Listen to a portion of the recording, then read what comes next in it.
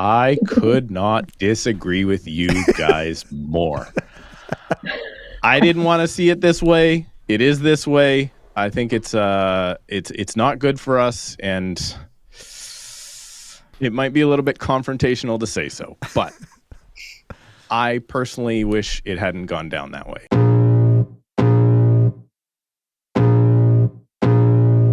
Welcome to the Tom Storey Show with Steve Karrasch and Tom Storey, where we discuss everything real estate or whatever else is on our minds.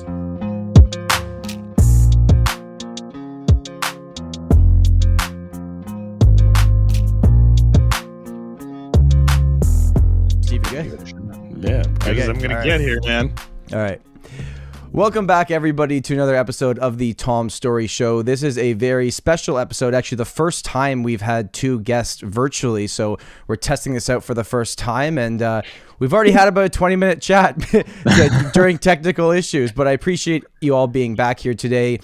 This episode is going to be very much like real estate agent focused, a little bit inside baseball of what's happening in the industry right now. If you're watching us on YouTube, I want to say thank you. I hope you are having an amazing day, and if you have not already, Steve, remind me how many people watch every week but don't subscribe. What's the number? We are at 65% non-subscribed. So get subscribing. Click that button. Look, we're looking like the Brady Bunch here. This is perfect. Like, come on. No, wrong way. Sorry, this way. There you go. Subscribe to the new Tom Storey Show Brady Bunch channel. And if you're listening on the audio platforms, because I know a lot of people do that as well, I hope you're having a great day if you're listening on Sunday or whatever day of the week you're listening on. Okay, into today's show. I'm very, very excited to introduce two women at the top of the real estate industry in very, very powerful positions that are making change. And I think real estate in general in Canada, we never have a dull moment. Ontario real estate, Toronto real estate, the biggest real estate board in the world. Whenever something happens, not everybody agrees on it. And I think today we're going to try to clear up some of the things that are going on right now. So Tania Artenosi has joined the show, and Stacey Evoy, welcome and thank you for being here. Thank you. Okay. Thanks for having us. Didn't we say it was Tania? Tania, I'm so sorry. I'm literally... I say Steve's name wrong half the time. He is the worst with names. It's never good. So Tania, I'm sorry.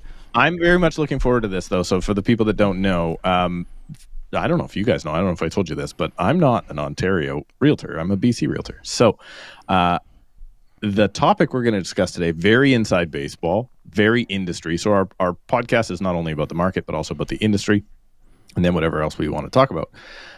So this is going to be inside baseball as they get. And I'm happy because I have no horse in this race. So I get to sit on the sidelines and discuss. I also have no idea what's going on. So I'm really interested to discover as we go here exactly what we're going to be talking about, because I hear this is a hot topic amongst real estate agents in Ontario. So what we're going to discuss for the bulk of this episode is going to be the Ontario Realtor Wellness Program. But Tania, just to start for the people that are watching or listening, kind of what's your background in the industry, and your current position with OREA is president, correct? Right. So I've been involved in organized real estate since 2014. Okay. I started with the Barrie and District Association of Realtors and was president there in 2019 and joined OREA in 2020. And I'm currently the 2023 president of the Ontario Real Estate Association. And what's the real estate kind of background? You own brokerages kind of across Ontario, correct? Right. Yep. So I'm the broker owner for Coldwell Banker, the Real Estate Center. I have 8 offices from Toronto all the way to Muskoka. So I do a lot of driving, and I know the landscape of Ontario really well. And then just real estate in general, like how long in the industry? So I got my license when I was pregnant with my twins in 2006. Nice. And I've been a broker of record since 2013.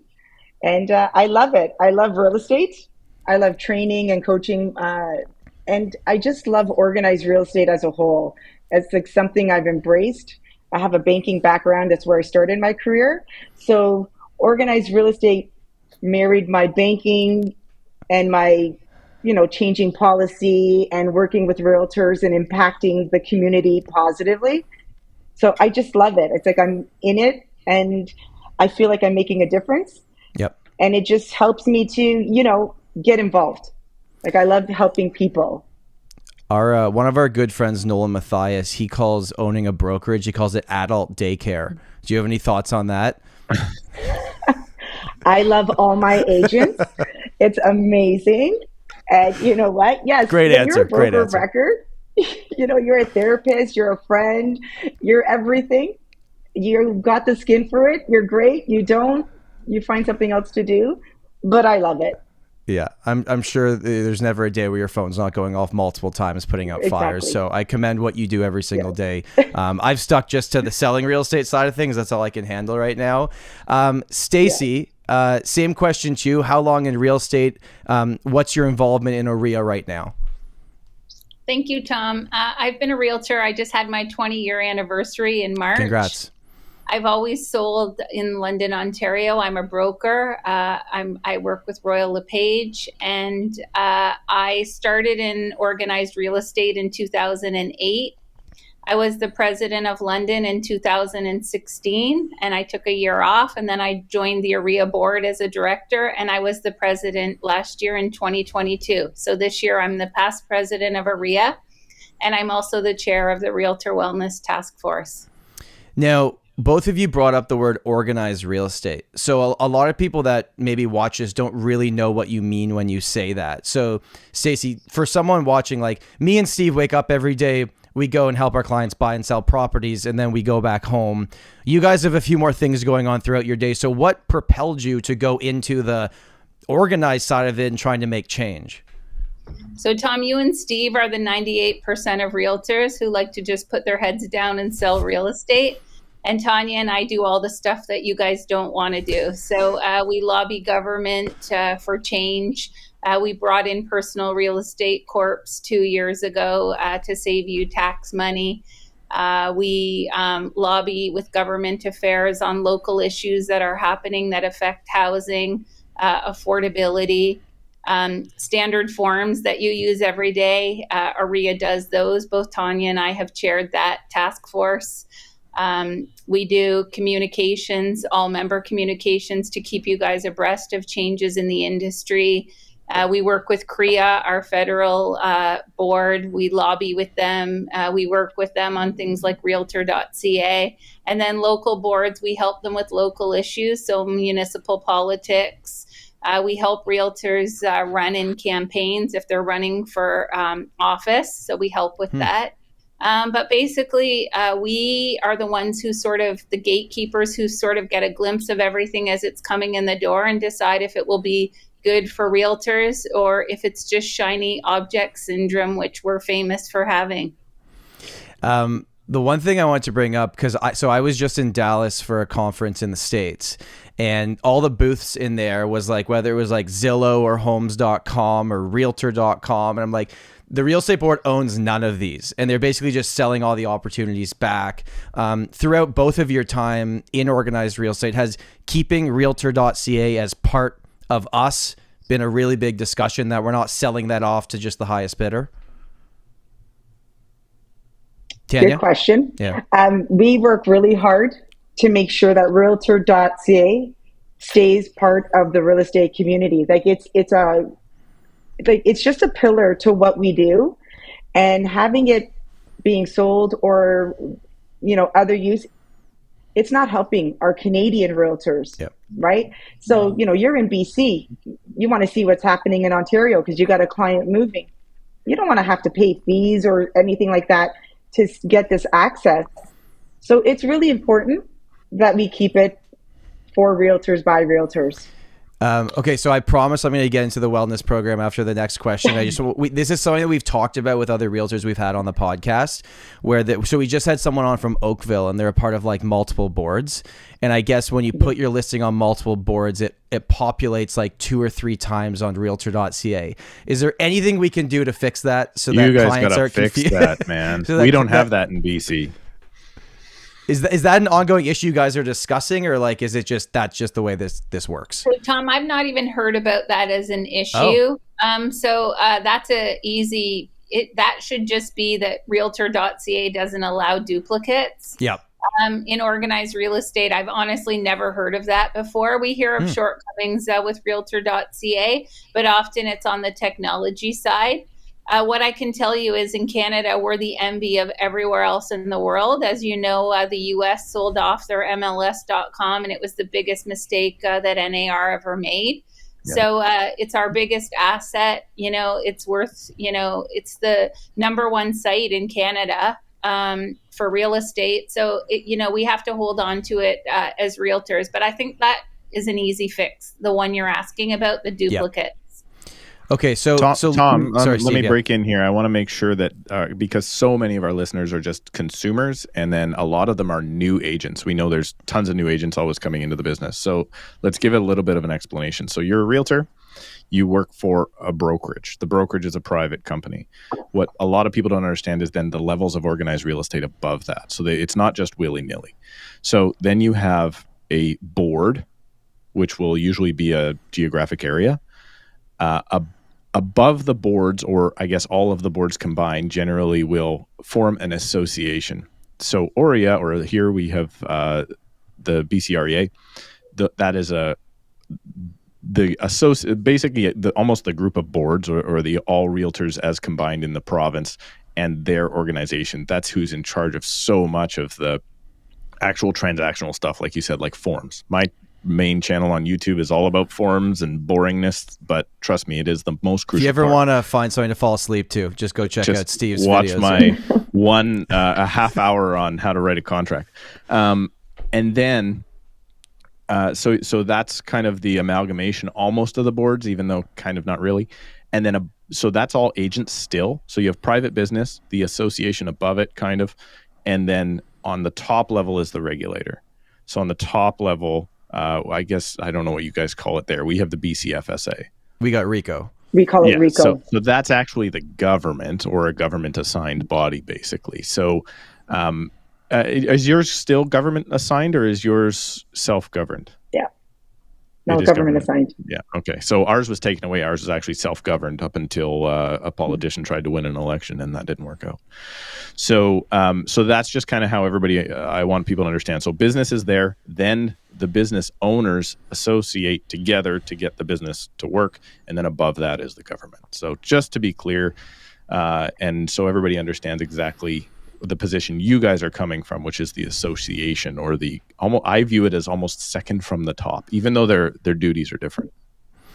All right. Well, thanks for that, Steve. There you go. Organized real estate. I just learned. Okay. So I'm just joking. That was great. That was really good.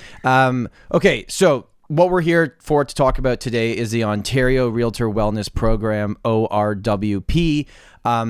What does this mean? What is it? Can you break this down? Like from the very beginning, why was this happening? It was just introduced. I believe it's coming in early next year. Can you walk me through the thought process? Stacey, do you want to start with that? Sure. So this has been actually talked about, Tom, for the past 2 decades. We have agents approaching us who are leaving the business and are saying, this is great, but where was it 20 years ago? In 2019, OREA undertook a massive campaign where they went out and we had some surplus money in reserves and we were wondering how to spend the money, and we wanted to hear from realtors on the street. The number one issue was a centralized MLS across the province, and it still is. And the number 2 issue was bring us some benefits and a health plan. So it's been still talked about since then. The pandemic happened and, we were sort of in flight or fight mode. But out of the pandemic, one thing that did emerge was the need to make sure realtors' mental health was taken care of. So that's sort of how this all spun out. During the pandemic, we brought in LifeWorks. It was being utilized. Sadly, we did still lose some agents, and we never want that to happen again. So this feeling just emerged on having a safety net for realtors. So in January, we announced that we were going to strike a task force and take a look at this. So task force members were selected from all over the region. Every region in Ontario was covered. And Steve, we have 96,000 realtors in the province of Ontario representing 34 boards. And Tom, the task force, we investigated, we looked into, we studied different models. We looked at what had been done in Alberta. We looked at the OMA, so the doctors, and then we got our own program in terms of, the standard plan, which is going to be mandatory starting in January, is the plan everyone will have. We spent the most time on that, realizing it would be the most important to realtors, weeks and weeks, and sometimes meeting up to 5 times a week. So tons of time and energy went into this. We put out information. We did town halls. We had a vote on June the 20th, and it passed with almost an 80% majority of our member boards voting delegates. So that's where we sort of are at today. We're in implementation mode now, where we're just working towards January, helping our boards, with what they need, and, going around the province. I'm doing a presentation today, just educating them on the benefits of the program. This episode of the Tom Storey Show is brought to you by Doormat.ca. Doormat.ca is Ontario's real estate lawyer. It's an online real estate law service that brings you from purchase agreement all the way through your closing. Doormat brings transparency, simplicity, and everything else good from the internet into the real estate transaction and your real estate law industry that typically feels like a black box that continuously just breeds anxiety and stress. For real estate agents licensed in Ontario, I've got a question for you. Are you tired of hearing about the property closing become official from your clients? That shouldn't be the case. You should be hearing it from the lawyer. If you sign up for Doormat Partners, you will get real-time updates on the progress of your client's transaction, and you will also unlock a $100 discount for the doormat fee for your clients. So if you're looking for insight for your client's property closing, sign up for Doormat's partner program and get real-time updates throughout the process. As a Doormat partner, you'll get emails and texts to keep you up to date on the progress of your clients. If you're buying or selling a property, or you're a real estate agent servicing Ontario, Canada, reach out to Doormat today and let them know you found them from the Tom Storey Show. And now, back to the show. Now, I think the one thing that maybe the industry, because on the surface level, it's like, this makes total sense, right? It's like, we are self-employed. We don't have health insurance. For the period of time that my wife was in between jobs, I would go to the dentist and be like, damn, like, this is so expensive, right? And all these things start to add up, and you don't realize it until you need it, right? But then also there's a cost with all of this, right? So is the cost, do we know exactly what it's going to be moving forward that's adding to our OREA fees for this program? We absolutely do. So your dues are going to go from $110 to $760, $659.88. Okay. And it's going to include all of these benefits. And so I don't even know, because this isn't my world, but like, if I was an individual person that went to go try to get this exact plan, and I haven't looked into it in depth, truthfully, yet, what would it cost me if it was just one person versus 96,000 coming together to get this health coverage? Tania? A lot. Yeah. Yeah, it would. And it's not only that, it's the fact that we've got this program now. There's no medical questionnaire. So you won't have to do like the blood work and the doctor's appointments to get qualified. You're automatically going to get the benefit, even if you have a pre-existing condition.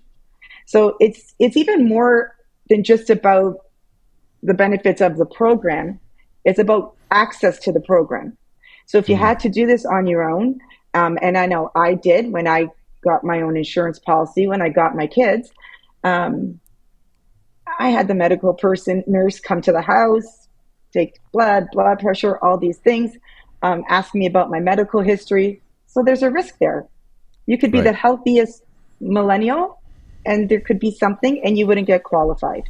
So it's just more than what's being offered in the package. It's how you have access to the package. You don't have to do anything.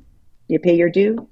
You got the access, and you're good to go. That's huge. Let me understand this a little bit better. So your association fee before or now, let's call it, is about $100. And that is $110 $110 per year. Oh, okay. So that's almost nothing.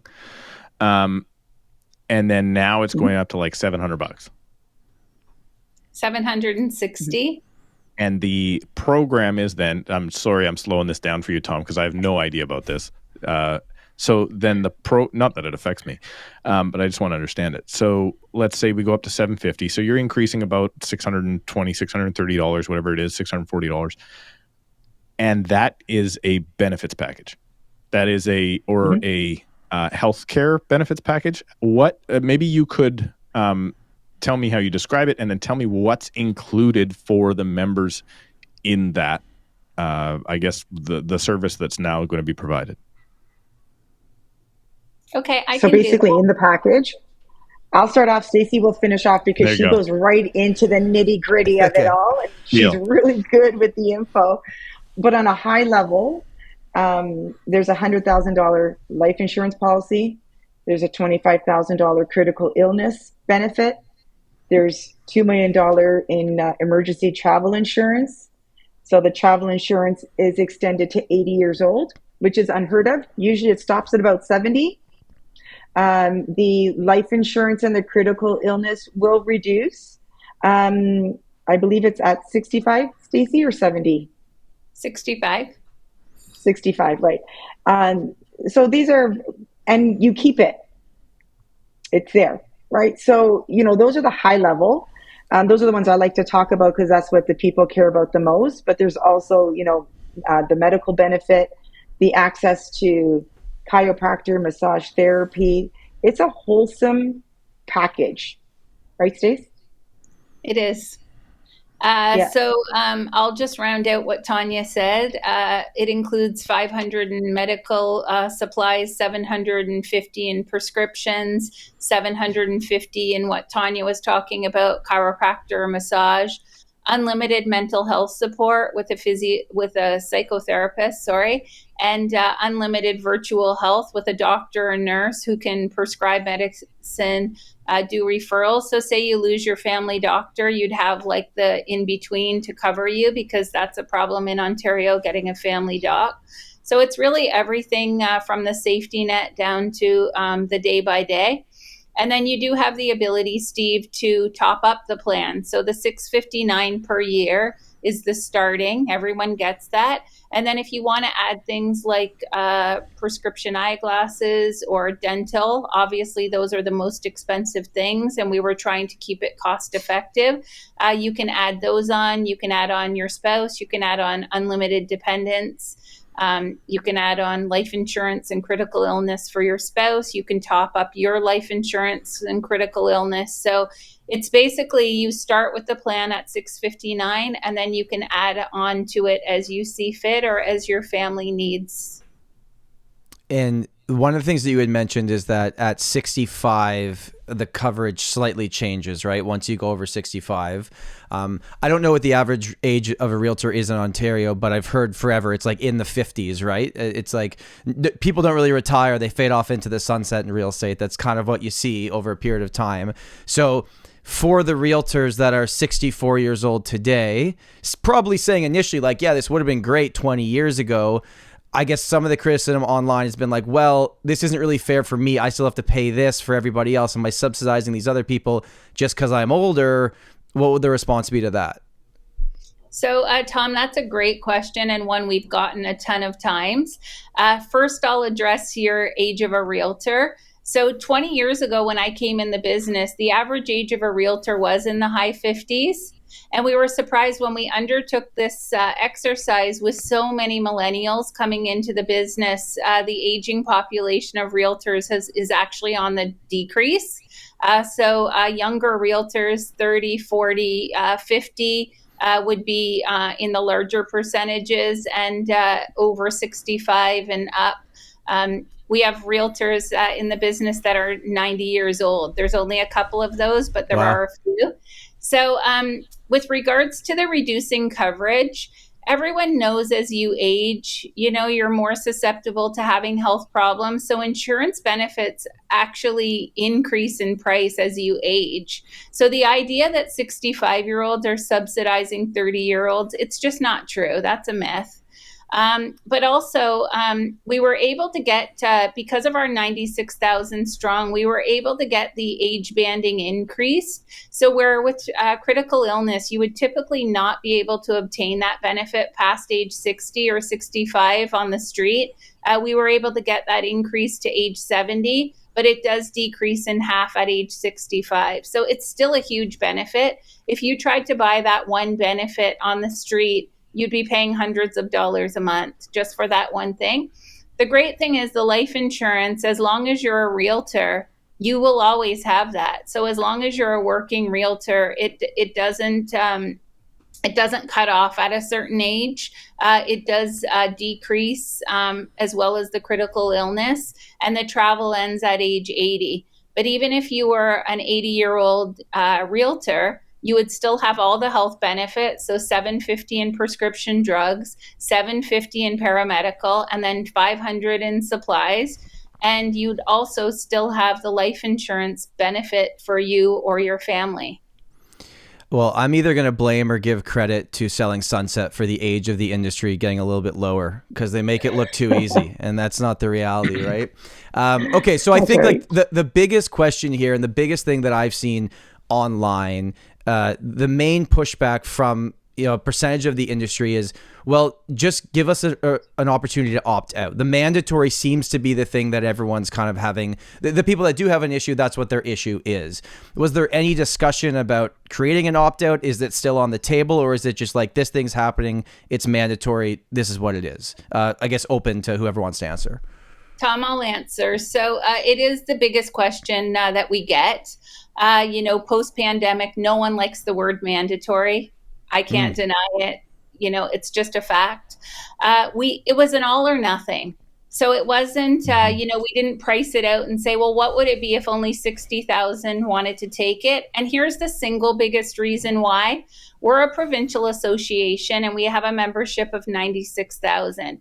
So any service or benefit that we bring into OREA has to benefit every individual realtor. So the number one condition of our program when we set out to do it was no medicals and no health questionnaires. That's almost unheard of in the insurance world. This is like life-changing for realtors who have a pre-existing condition, who now will be eligible to have health benefits, have life insurance where they typically couldn't. So with the mandatory, we become a class of people, or a group, they call it in the insurance world. So we're a group of 96,000. And basically how I can easily describe it is you have one healthy person and one sick person, and they cancel each other out. But in a group, there's more healthy than there are sick. And that's how they're able to do the no health questions and no canceling you from the program if you have, say, diabetes. And if you have diabetes, they're not going to say, well, we'll cover you on everything except diabetes, which is what happens if you go to get insurance on the street. So it was an all or nothing. We're a membership association. So for us, if people weren't eligible to join, then it was not a service that OREA could provide. We also did get a scale of economies. Having 96,000 strong was the only way we could get this for $659 per year or $55 per month.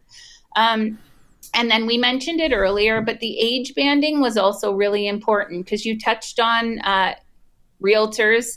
We think of them as being older, and we wanted to make sure we weren't leaving them out of the equation. So for example, something that cut off at age 60, people would have been up in arms and said, well, you didn't support us.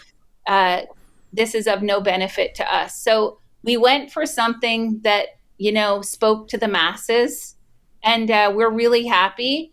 And we think we've done something great for our membership. Tania, I guess, why do you think when you guys launched this, why do you think there's been so much feedback? Did you expect the feedback, or was this kind of surprising? Because like realistically, if everyone was just 100% on board, we're probably not having this conversation, right? Because it is what it is, right? We're trying to educate people here. That's what this podcast is. Why are people so passionate about this? We've gotten a lot of feedback. You're right. I like to say for every negative feedback we've received, I've gotten a story from someone who says this is the best thing that's ever happened to me in my career. I've heard from an agent who has a blood disorder, can't get insurance, period. Calls me up and says, I don't care if it reduces at 65. I'm going to get life insurance. It's all I've ever wanted to do is to have it. So, for every negative, there's a positive. And so I just I respect everybody's feelings. Everybody has their own life situation, but as a whole, this is a great thing for our industry. I've had people that have been in the business 50 years say, where have you been? Like, why didn't this come out sooner? And then you have somebody who says, don't tell me what to do. Right. And I understand both sides of the spectrum, but as a whole, we're 96,000 realtors. This is going to benefit everyone in some, shape or form in their life. And that's a positive. We worked really hard to make sure we make a positive impact for all our realtors. I'm the first one that campaigned, I care about realtors. I want to help them any way I can. This is amazing. Sometimes people have a hard time getting there, and I respect that. Everybody has their own journey. If I can answer your questions, help you bring you closer to understanding what we're doing and why we're doing it, I'll spend all the time doing that. Lots of questions have come in. We've got a 45-page document with as many answers as possible. If there are people who have specific situations, they've emailed us.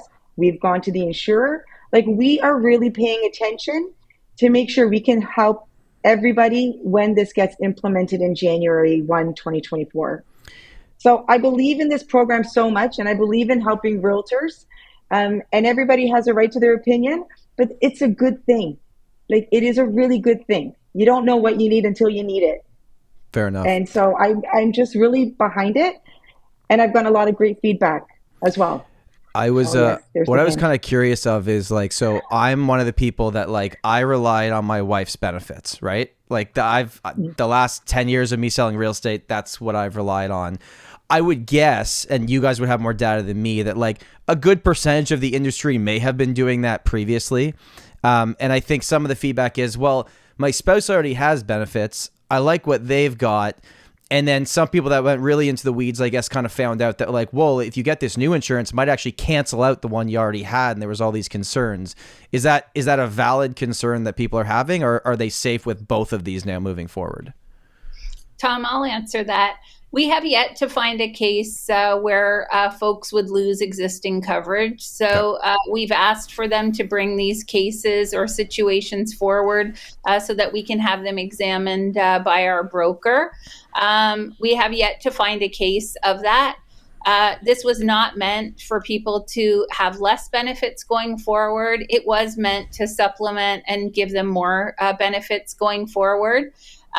So for example, for yourself, where your wife has benefits, and we have heard that, most often, and everyone is a little bit different, most often it will cover you on things like the prescriptions and like visits to a massage therapist or physio, but it won't cover you on life insurance. It won't cover you on critical illness. And critical illness, just in case you're not familiar with that, that's the one where if you get one of 26 ailments, they just write you a check for $25,000. So it's going to be life-changing for realtors, because what it would allow you to do is even just take a month or two to say, you know what, I need to focus on my health. I'm an independent contractor. I'm a one-person show. I don't have a whole team. And I want to focus on my health. I have kids, and I want to be able to get healthy so that I can come back to the business. And in the past, Tom, what we relied upon was our coworkers or a friend in the office, which is great. But now our realtors will actually have that safety net in place. I got two more questions. I'm sorry, I'm peppering you here. Steve, do you want to jump in? I have lots of questions because I'm a meat and potatoes person. So I just want to clarify a couple of things because you're for sure going to get objections. Now, I come from a place, like I said, this doesn't affect me at all. It's not my association. But I do come from a place where over-insurance is a good thing, right? Tom and I have this argument all the time because he's a variable rate guy. I'm a fixed rate guy. I want to know what I'm going to pay and what coverage I have. So let me just ask you a question. So you said that dental, for instance, was an add-on. So right now we've got prescription, we've got massage, we've got mental health, which I think is fantastic. We got life insurance, we got travel insurance. If I was there, I might just keep it just for the travel insurance. Or keep my license just for the travel insurance, because we all know that gets tough after about 65 years old. So what is the add-on? If I had a dental add-on, what type of money would we be talking there? And then second to that, does that coverage or all of these other coverage extend just to me or to my dependents as well? So, Steve, all of the add-ons, they apply to just you first, but then you have the choice of adding on one dependent. And so it's not specified. It could be a spouse or a child because, say, I'm a single mom, or unlimited dependents. Those are the choices. So the plan that we're talking to you guys about is the standard plan. It's $659 a year. Then you can go to the enhanced plan, the elite plan, or the super elite plan, and all of them tier up in terms of what they offer. But all of them above the standard plan offer eyeglasses, offer dental. It's just different amounts. Your prescriptions increase, your paramedical increases. You have other goodies, like instead of 30 days of travel, unlimited times per year, you have 60. It adds on cancellation insurance, trip insurance, baggage insurance. So there's all kinds of goodies with the 3 add-ons. So I knew you were going to ask me this question, and I really thought I should look up this chart before I come on this call today. I'm just going off memory. But to go from the standard plan to add on the dental and the vision in the first tier, you'd be going from $55 a month to $110. Okay, so I want to give people a little bit of background from my point of view, someone who does no longer have any benefits. My wife used to work at a company that had a great benefits package. It included dental. It included prescription. We generally didn't have to pay for anything out of pocket. It was included in her compensation. She went off on maternity leave, and their rule was, we will reimburse you for the time you're off. So she went off for a year 2 times. And when she went off for that year 2 times, she did get reimbursed after being back for like 6 months or whatever it was. But we had to pay out of pocket by the month for that benefits package. That for our family, now we are a family of 3 and then 4, it was $660 per month. Now that did include the dental. So I'm assuming if we're up at 150, so you're doubling. So you're talking $1,200 a month, whatever it is. A year in your situation. So to me, I really was hoping to come on here and be like, hey, let's point out the flaws and maybe understand the arguments of the people that are against this. But so far, Tom, I'm not seeing a downside. So my question is actually for Tom. Tom, what are the big objections that you're hearing behind the scenes, not to the public facing, everybody's got a smile on like our guests do right now, but like, honestly, there's two. It's mandatory, okay, answer those. Yeah. Mandatory, and then the other one is, well, we are independent contractors, so we're not employees, so we shouldn't be told that we have to do something. That's what it comes down to. I think the rest, everyone's kind of like, yeah, this is pretty good. I think those are the 2 in which I've been told, and I've stayed pretty even keel on this. Overall, I'm for it. Like, I'll just say that publicly, but I wanted to have you on to have this discussion because I know there's people that I really respect that aren't for it. And so maybe on that independent contractor side of things, because we've already talked about the mandatory, what are the discussions, what the answers been to people that bring up that question?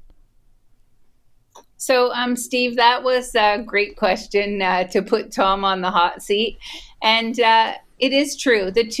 I would say the two or three biggest things, Tom, are the mandatory, the over age 65, are they losing benefits? And then like I have coverage elsewhere and, I don't really need this and please don't force it on me. Realtors as a whole, they've never had benefits. So, we think that in 10 years, people are going to look back on now and say this was a life-changing and altering moment in real estate. And our task force felt really passionate about that 10 years from now, people were going to look back and say this was the best thing that ever happened to organized real estate. I mean, at every juncture, at some point, teachers brought in a benefits package. And I'm sure, they had the same uproar of people saying, we don't want this, or we have coverage through our spouse, or trade associations. And what we're asking people to do is look at it as your provincial association dues. So to be a professional, which all of us want, are going to $760 per year. They come with this whole suite of benefits that if you want to use them, great, they're there and available for you.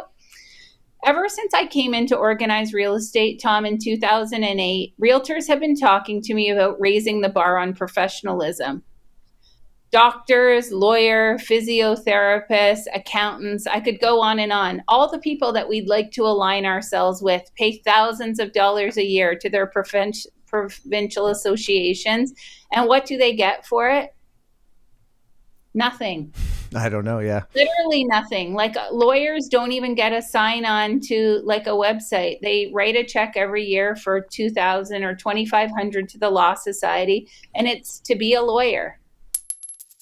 This episode of the Tom Storey Show is brought to you by the Agent Confidential Live. On October the 26th in Toronto, we are doing a full day event for real estate agents. Let's call it what it is. Sales volume is down. Interest rates are probably going to stay higher for longer than a lot of people think. And if you're serious about your business, this is the place you want to be. Now, I know some people listening or watching this show are not real estate agents. But hey, tell your real estate agent they gotta be at this event. Listen to this speaker lineup. Eric Simon, aka the Broke Agent, aka the guy that runs BAM. He's flying all the way over to headline this conference. Kaylee Heaps, the #1 team leader in Royal LePage Canada out of 20,000 people. Matt Leonetti, Shay Warrington, who's the #2 individual agent in Canada. Nolan Mathias, the YouTube GOAT. Anna Oliver, Brad McCallum, Emma Pace, Natalie McGuire. I mean, come on. This list is insane. Oh, also, yeah, me and Steve are speaking at this event also, but don't worry, go for the other people. October the 26th, it's happening in Toronto. The seats actually legitimately are limited. We don't have that many. I'm not just saying that. So if you're interested in your ticket, make sure to go into the show notes or in the description if you're watching this on YouTube and sign up. This is going to be an event you're not going to want to miss if you're a real estate agent in Toronto. And now, back to the show. We want to raise the professionalism of the industry. And this is one of the ways that we thought we're bringing a great benefit to realtor members. The final question that I have was just about the cost. So the $659 a year, I understand inflation is a real thing. We've been fighting it for the last 18 months.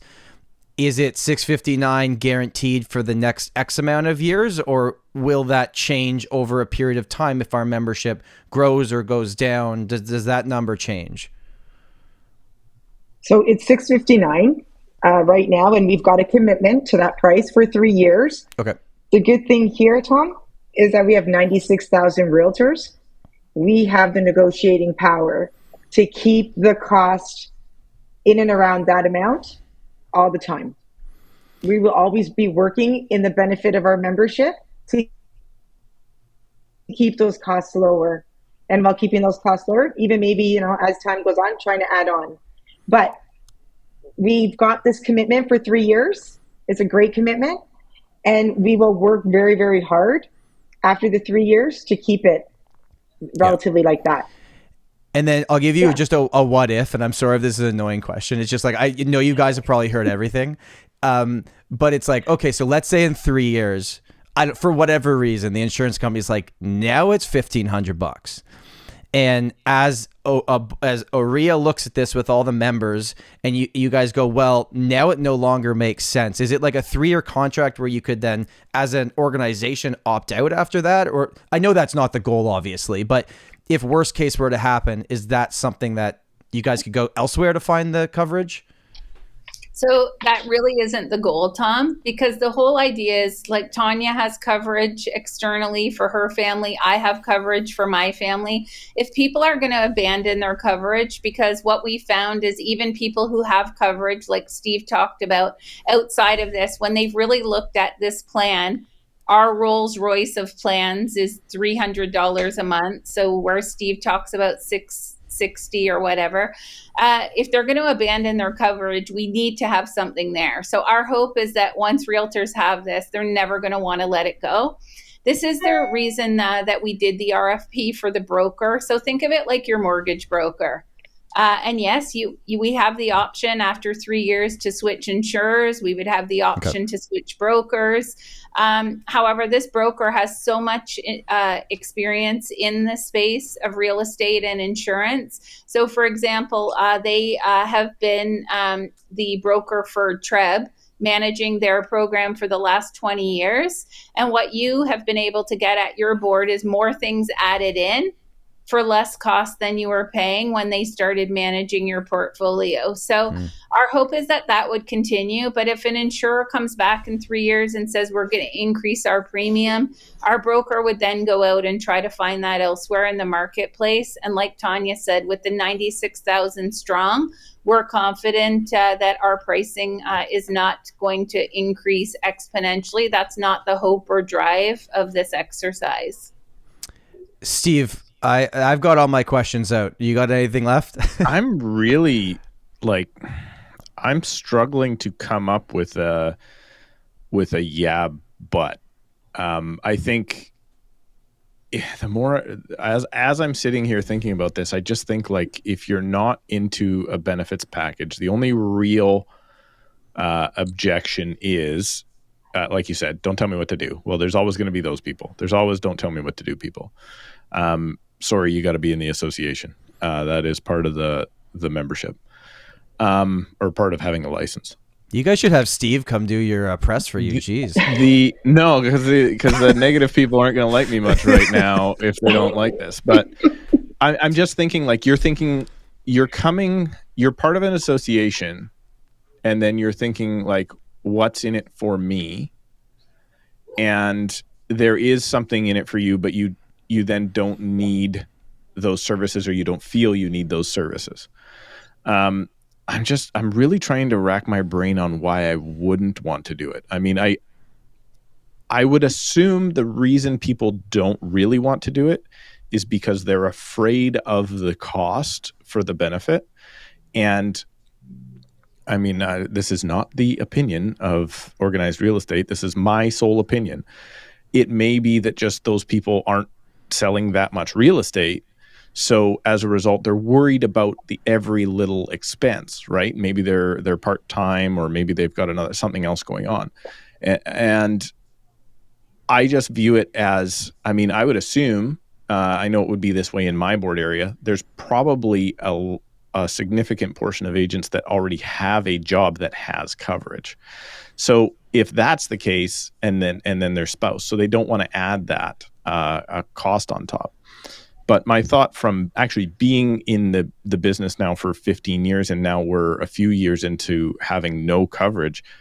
I mean, like I said, I'm a coverage person anyway, except for electronics on electronic warranties. I'll tell you about that on a side story. Never buy the warranty for electronics. But I just view it as a great thing because, for instance, I'm sure we've all done it when we have walked into the office. I mean, if you're broker owner here on the call, right? You do have those people who get devastated by something. You do hear those stories. And let me tell you something just simple. I had no idea what prescriptions cost until my wife quit her job. And now I know how much prescriptions cost. And I mean, if you really hate the system, Steve can't even see us right now. He can't afford his glasses. We're just blurs. I actually have an eye appointment coming up on a couple. But no, like those costs are real. Now I do have dental costs. That's real. But prescriptions, I didn't even understand. Like, for instance, you stopped going for chiro and massage and all that stuff when my wife's package ended for us. And I was better off before when we had that coverage. So I don't want to look like a shill or a poster child here, but personally, guys, I think what you're doing is fantastic, and I would want to opt into it. I'm sure after this episode comes out, if you want to know the real objections, if people really care, I would encourage you. I never encourage people to read the comments, but I'm going to encourage you to read the comments because I would want to see those objections. I encourage people that are listening that are realtors to this to put your objections into the comments because I want to see, other than there's nothing in it for me, I don't see the objection personally, because the cost is unbelievably good in my estimation. And I feel like you guys are like, so everybody's gonna be like, you guys are paying Steve to say this. I just don't see a downside. And I'm generally, ask Tom, I'm not a generally happy He's normally person, the negative guy. So. But I do appreciate it. I'm confused. It's role reversal today. Yeah. I definitely do appreciate like the thought that I could get something out of my fees, even if the fees are higher. I mean, personally, here's a thought that nobody loves when they're a realtor. I think my fees should be much higher. And the reason is I want my associations to do more for me, so I have to do less of it. And I can just, like you said at the beginning of the call, focus in on selling real estate and making more money. So I want those things to be greater. But the unfortunate side to that is the agents, I guess, that are not doing a lot of transactions or struggling in the business are going to be opposed to these things because they just are having trouble just getting to the next step. So I understand that. I guess I'm slightly sympathetic towards it. And this is where I'm going to totally switch on a dime here and say, if that's your business model, well, we need to have a talk, right? Like we need to be doing more transactions and you need to get better at being in business. But I don't know. I was really hoping to take the negative side of this, guys, but I got nothing to say. Okay, we'll wrap it up with this. And by the way, I appreciate both of you being here and sitting on the hot seat. And I think this has been a really fun discussion. And I'm hoping that, because I know, people will listen to this episode, they'll have their opinions. And I hope that at least they can understand, like, both of you showed up and you answered it. And I think it's great. I think having these open discussions is what we need, right? We can't just all be hiding behind in our Facebook group saying things to each other. Like, let's openly have these conversations. I'm assuming that your hands are pretty full for the rest of 2023 launching this program. Is there something next for OREA? Is there another thing on the docket that's third on the list? Like, what's after this happens and it launches next year? What's kind of the next big thing for the industry? That's a great question. I'll tell you, we're not just working on ORWP right now. Right. OREA's in big movement right now. We've got TRESA phase 2 coming out. True. Right. And it's huge. So, this is good for the personal realtor, for their personal life. We're also working on helping the profession. Like TRESA phase 2 will change the way we do real estate business. And like that has taken up equally as much time as ORWP has, because we're so committed to getting it right for realtors that'll take us into the new year as well. So we've got 2 major projects we're working on: ORWP, TRESA phase 2, changing the way you're going to work and trade and organize real estate, right? How you deal with buyers and sellers. These are big things. And we're hoping realtors are paying attention to that as well, because that is really the immediate impact to their business. As a broker owner, I can tell you, educating our realtors on how to navigate this new business of real estate and dealing with clients, it's really important. In BC, you guys are already kind of there. We're in a little bit of a happier medium than you guys are. So our implementation is not as hard as theirs is. But, that's OREA working hard with the Real Estate Council of Ontario, with the government of Ontario to make sure that we're being respectful to realtor needs, how they trade in real estate, and how we protect consumers. Lots of work went into that, and we're still working on it. So these are the two major things right now.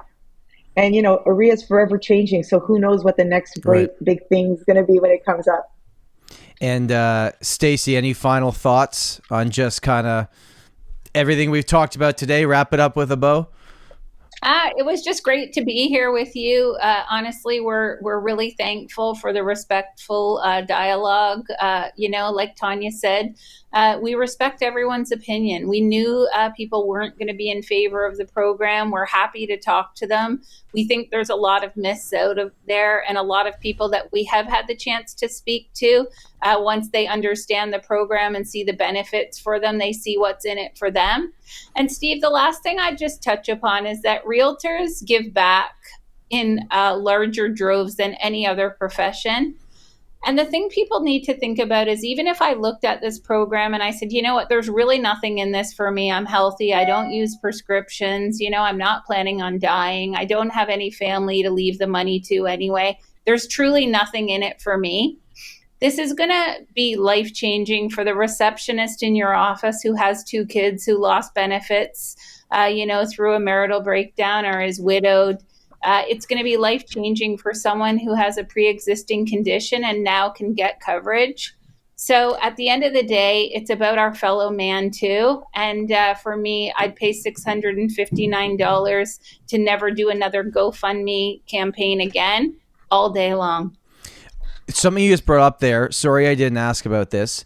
So a receptionist that doesn't have a real estate license that works at a brokerage also gets this insurance?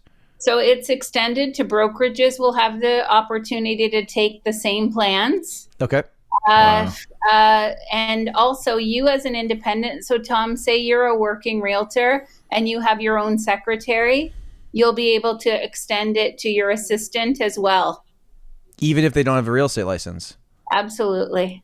Interesting. Okay, I didn't know that. Tom, the Storey team is now offering benefits for anybody that's looking. So my job description just got a lot better looking. Yeah.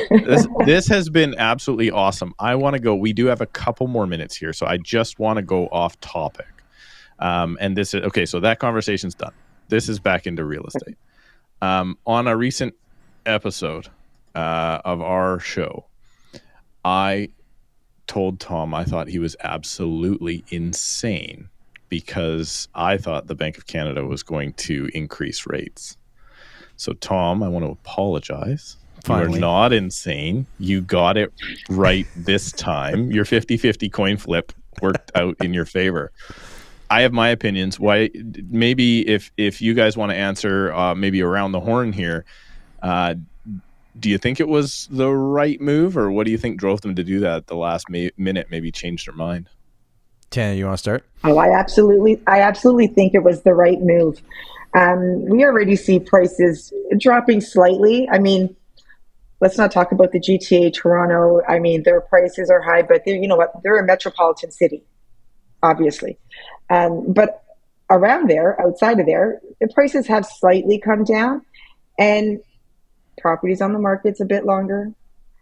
Buyers are having a hard time qualifying. So I feel like, the Bank of Canada has this thing where they want to interfere in real estate, and they shouldn't, but they do. So when I heard that there was no rate increase, I did a happy dance. I'm like, thank you. I'm like, buyers, go out there, go get your recommitment, get recommitted as often as you can, because do I think it's the last one for this year? I don't. I think there's one more coming. I feel like it's going to happen in November, is my personal opinion. But they didn't need to. There was no need to make that increase right now. There is nothing showing that we needed to have an increase right now. I didn't feel like we needed it last time either, but they did it. But I follow Benjamin Tal a lot, and he said the Bank of Canada was going to overshoot it anyways. They did that. I think they're taking a pause. We're not out of the woods yet. There's one more coming for sure this year. And then hopefully, my hope is it stays steady that way for a couple of months, and then we start to see some decrease. But happy they listened. And Stacey? I'm doing a happy dance. I'm going to go against Tania and say I'm hoping for no more rate increases this year. I think the unintended consequence of them increasing so quick was like putting everything to a halt. And yes, it's still grinding along, but things are way down. Stuff isn't selling. And there's the impact of the economic spin-off. Like the last time we conducted a survey, I think every home sold in the province of, let's say in Canada, generated 55,000 in economic spin-off. I want to say that was pre-pandemic. I've not seen an up-to-date number. So even say it's 60,000 by the time you have moving costs and, home improvements and lawyers' fees and all of that, they can't afford to do these interventions and slow down the other side, which is all the economic spin-off that comes from real estate. So I think that they're going to take a pause. I think there will be one more rate increase, but I think in 2024, we will start to see it come down and stabilize. I don't think we're ever going back to the 2%. I hope I'm wrong about that, but I just think it was, historically way too low. But I think there's a happy medium between where we are right now and the 2%, and that's where we're going to land. And hopefully we see some stability in that. But I don't have a crystal ball. If I did, I'd be a millionaire somewhere living in Bermuda or the Bahamas and not selling doing realtor wellness. I thought they were at least done for this year. We'll see. I think that they've put a lot of pressure on a lot of people, and I think that it hasn't yet kind of surfaced up yet. Like a lot of it's still below the surface, and we don't really know how many people are in really tough situations, and talking about money openly is a scary situation. So I'm not even necessarily so worried with the variable rate people, because they're feeling the pain. Like they know what it is. If they got to sell, they got to sell. It's going to be the fixed rates coming up. And I was happy that they held rates, but then right now the variable is so much higher than the fixed that like most people are maybe taking a short-term fixed anywhere, and the bond yields jumped up yesterday, so the fixed rates went up. It's like, give us something on both sides for once. But all of us are just taking our best guess. We don't know. We did have an economist on the show, Brendan Ogmanson. That must have been late last year, Steve. Yeah. And he had said, like, if they get inflation to the 2%, that the key rate, the overnight rate, is between 2 and 3. We're at 5. So at some point, eventually, we'll get down to the key rate being, the overnight rate being between 2 and 3, which would put fixed rates probably at like 4%, high 3s, which seems healthy. But we had it pretty good for a long time. Well, this is why I'm happy we had you on, because I could not disagree with you guys more. I didn't want to see it this way. It is this way. I think it's not good for us, and I don't know. It might be says the guy with a fixed rate for 2 more years. You're not feeling the pain. It might be a little bit confrontational to say so, but I personally wish it hadn't gone down that way. I personally wish we would have saw the next quarter point, because I do think that it would have been really bad for a lot of people.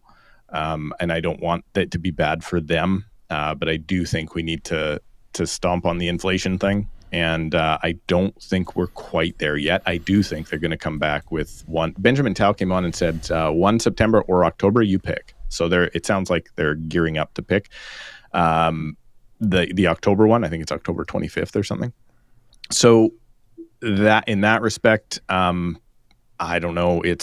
I think it was just that GDP report, and then the jobless, unemployment. Was it? No, it wasn't unemployment. It was the job vacancies. So less jobs are being offered. Those two came out in the same week, and I think that just caused them to hold off. So I think there's another one coming. I think this is actually probably going to spur on the market here. We're noticing the market picking up right now again. So I don't know. For everybody that listened earlier, when I agreed with you, they'll be happy I'm disagreeing with you now. So, Tania and Stacey, thank you so much for coming on. I really appreciate it. The last thing I'm going to bring up is you had mentioned that there was like a document that OREA had put out that answered a bunch of questions. For anyone that wants to go find that document, where do they find it? So OREA.com/ORWP. Yeah. Okay. So OREA.com/O. We will ORWP. figure out the We'll link put that and in put it the down below description. in the show notes. And if anybody wants to reach out to the association or you guys or whoever, is there a portal that they go to as well that hopefully right after this interview you can send me the link to, and we'll put it in the description? I'm sure your inboxes are pretty vacant right now. There's not a lot of emails coming. Yeah. Ontario Realtors know how to get a hold of us, but go to info@OREA.com, send your emails, and we'll get back to you. Awesome. Amazing. Thank you both so much for coming on. I really appreciate this conversation. I thought it was awesome. I learned a lot. I purposely didn't go in depth into learning about because I wanted to have the conversation first. So I appreciate you coming on.